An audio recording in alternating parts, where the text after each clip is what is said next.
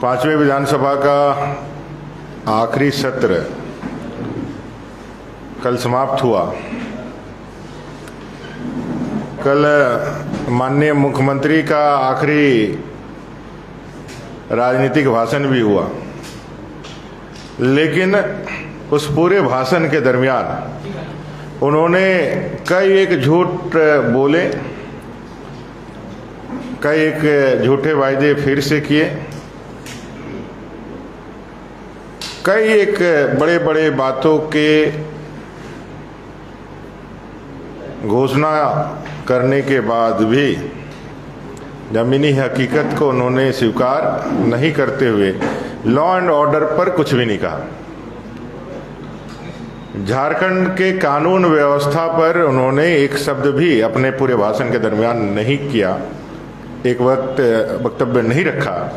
और आज जब सुबह हम लोगों की नींद खुली तो हम सोशल मीडिया के माध्यम से यह जान पाए कि दरोगा अनुपम कच्छप की दिन दहाड़े हत्या कर दी गई, गोली मारकर।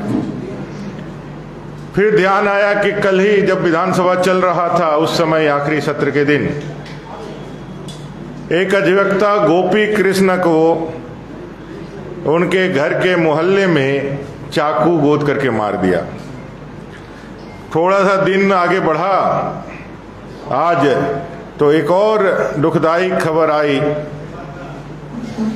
वेद प्रकाश जी, जो पूर्व पार्षद धुरवा के थे, जिनके इलाज की व्यवस्था भारतीय जनता पार्टी ने कराई थी, यहाँ से एम्स से रेफर कराया था, उनकी भी निधन हो गई। ये झारखंड के 3 क्षेत्रों के 3 बड़े लोगों, ये कोई आम नागरिक नहीं, आम नागरिक तो इस सरकार के लिए कीड़े मकोड़े जैसे हैं। उनके जीवन का, उनके अस्तित्व का तो कोई मोल झारखंड मुक्ति मोर्चा और कांग्रेस के लिए है ही नहीं। एक तो सरकार का वर्दी पहना हुआ दरोगा अनुपम कच्छप, दूसरा कानून की रक्षा करने के लिए न्यायालय में पैरवी करने वाला एक अधिवक्ता, और तीसरा जनप्रतिनिधि। ये 3 लोगों की हत्याएं बैक टू बैक होती है और राज्य सरकार अपने जब बड़े बड़े डींगे हाँकती है विधानमंडल के उस फ्लोर को अपने झूठे कसीदे और झूठे वायदों को साबित करने के लिए जब दलीलें देती हैं, तो एक शब्द भी झारखंड के लॉ एंड ऑर्डर पर नहीं निकलता है। ये साफ दिखलाता है कि वर्तमान की सरकार के संरक्षण में ही ये सारी घटनाएं घटित हो रही है और इनको उनका ही संवर्धन भी प्राप्त है, उनका संरक्षण भी प्राप्त है। पूरे झारखंड प्रदेश में लगभग 7,000 महिलाओं के साथ दुष्कर्म की घटनाएं। ये कौन महिलाएं हैं? ये यहाँ के मूलवासी हैं, दलित हैं, यहाँ की आदिवासी महिलाएं। इस पूरे झारखंड प्रदेश में हर दिन 5 हत्याएं, ये कौन लोग हैं? यहाँ के आदिवासी मूलवासी लोग हैं। यहाँ कानून व्यवस्था के नाम पर धज्जियां उड़ाई जा रही है।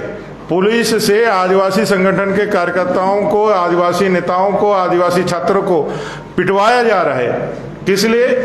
कहें कि घुसपैठियों को उनको और प्रबल सुरक्षा देना है, उनको और तुष्टिकरण की राजनीति को धार देना है।